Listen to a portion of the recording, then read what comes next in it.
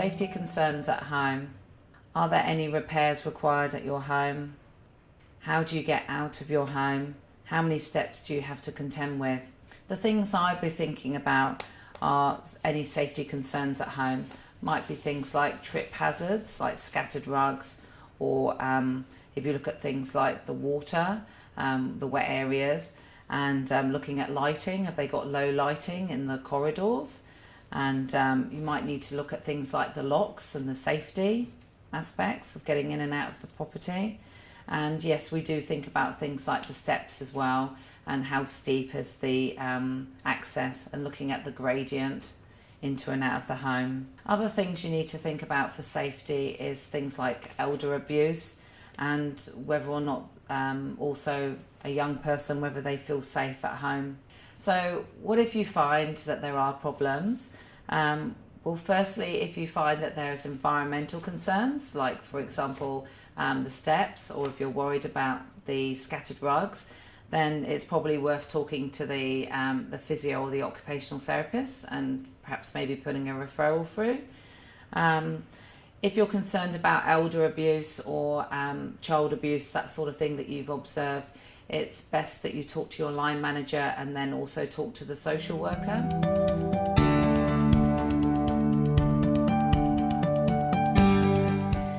Help needed around the house with everyday tasks.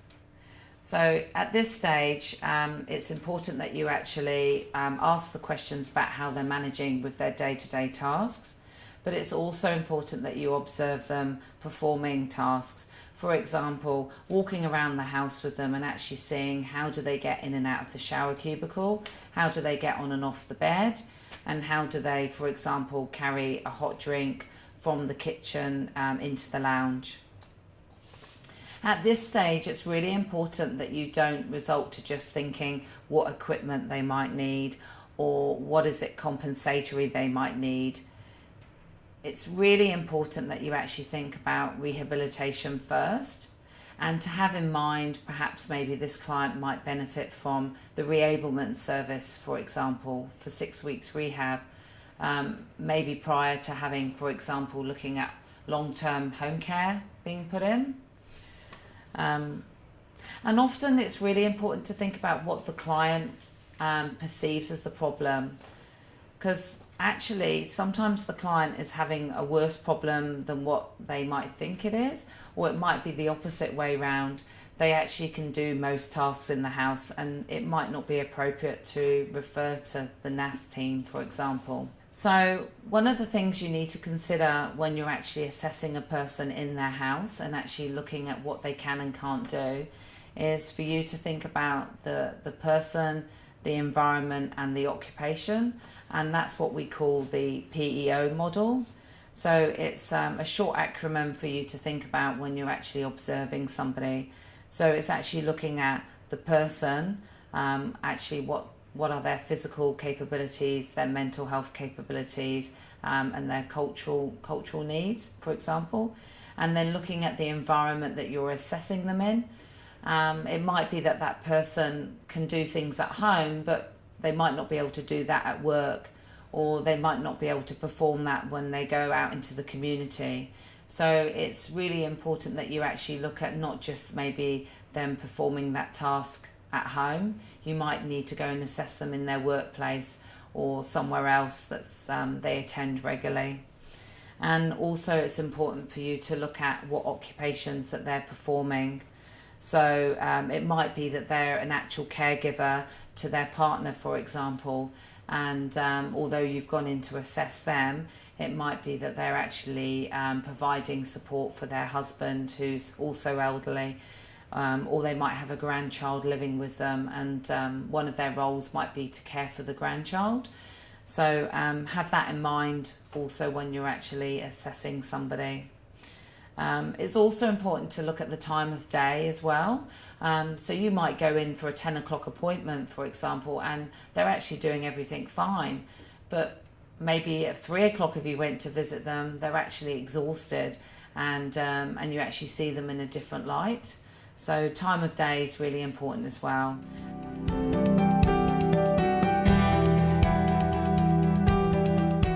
Any walking aids used? Ways that you might frame this question are, do you have any walking frames that you use, or do you have a walking stick that you use? Now, if the patient is answering yes to this, you're wanting to establish, is the frame used indoors? Is it used outdoors? How long have they been using it for? And you also really want to establish, does the frame belong to them, or are they borrowing this from one of their friends, or do they share it with their partner? So these are important questions to ask, using your observational skills as well. So if somebody's answering the door and they're furniture walking, you want to ask them, establish first of all, do they have a walking aid? And if so, why are they not using it indoors as well? And explaining that furniture walking, and that's when they're holding onto the walls or holding onto the backs of chairs, that's a real risk factor for falls. So recommend to the patient that they start using their walking aid at all times, both indoors and outdoors, and also discuss with the physiotherapist whether they're needing another referral for some exercise rehab to improve their mobility.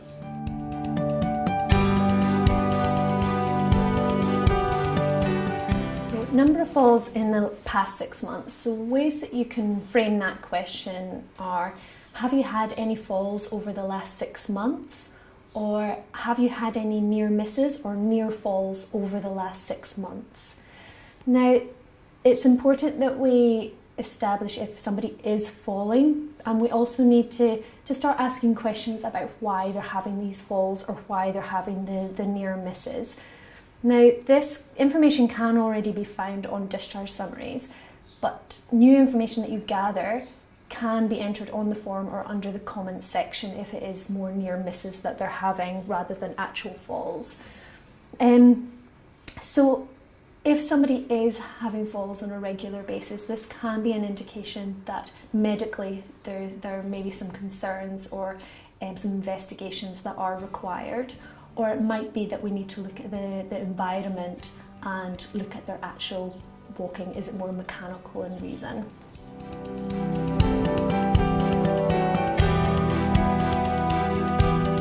Why? So this leads nicely on to the previous question of number of falls in the last 6 months. So we're wanting to explore a bit more about why are they having the falls. So we're wanting to establish, are the falls happening on, is it a daily basis, a weekly basis, a monthly basis, or a one-off fall? So these are probing questions that you can ask. You're also wanting to find a bit more detail about when the falls are happening. So is it with sit to stand? That could indicate that there's a postural, a blood pressure concern. Are they reporting dizziness, which could indicate that it's a vestibular concern, in which case you would speak with the physiotherapist. You're also wanting to look into the environment. Do they have lots of mats on the floor that they're tripping over? What is their footwear like? And also, what is their cognition like? So these are things to be aware of when you're asking about why somebody is having falls or why they're having some near misses, and looking at, is there a solution? So do we need to refer on to the physiotherapist? If there's a cognition concern, do we need to speak with the memory team? And also, if it's been a one-off fall, for example, they've tripped over the cat, do we need to move where the cat's being fed? So looking at, do we need to move some of the mats as well? So it's looking at the environment and what solutions will help to reduce the falls. So what if? So if somebody is having falls at night, you could potentially discuss with the GP. So do they need any sedative medication to help them at night? Or do they need, for example, a commode closer to the bed so that they're not having to walk through the house, which puts them at increased risk of falls with walking during the night. If there's vestibular problems, so that would be problems with dizziness resulting in falls, we would speak with the physiotherapist. Also looking at the environment, so these are things that you may be able to change. So for example, the rugs, or advising on different footwear. But if there are problems with the balance or unsteadiness with the walking, with their gait, then speak with a physiotherapist and put a referral in for an assessment.